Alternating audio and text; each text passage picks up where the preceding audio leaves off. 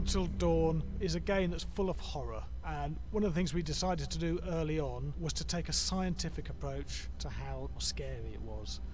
So we did experiments on people and we measured their responses to the game. We've created a test area. It's as close to a home setup as we can get it. We've recruited ordinary people to play the game and we've left them to play it on their own. You're turning the light off.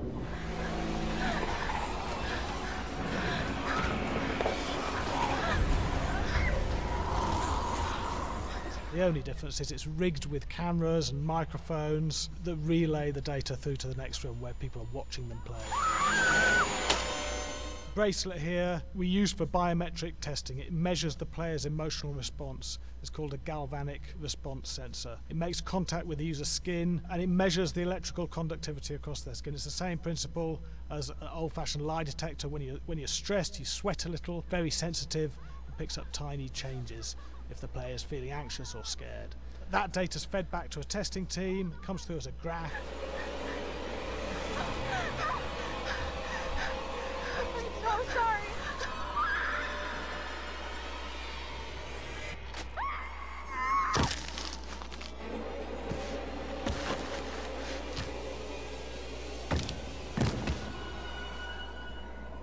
There's no point testing one or two people, you have to test a lot of people. Watch your step. When we have a scare that's consistently has a measurable emotional response, then we knew it was good. If it didn't have that, it goes back to the team for improvement. The data doesn't tell us what's wrong with the scare, it only tells us if it's working or not. Wait, okay, so you hear that too, right? Josh. Here we have a chapter relatively early in the game. Weirdly regular. Nothing regular about it. We have to create tension and anxiety in the player so they are ready to receive the scare.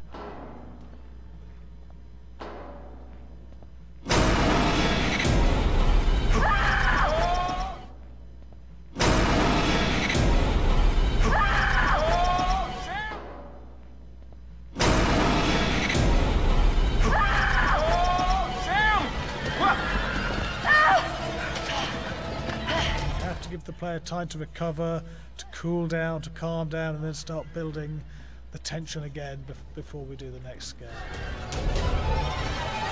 Hey. What? Hey. What the hell? Ooh, you just got mugged.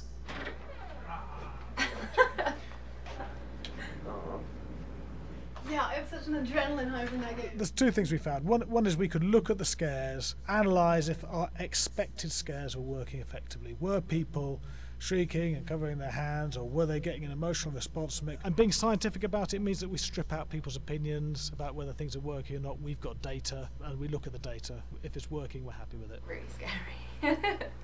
Bit scared and wanting to get away. I actually maybe a bit scared to play it on my own, but in a room with the lights on, yeah, with some other people as well, yeah, maybe.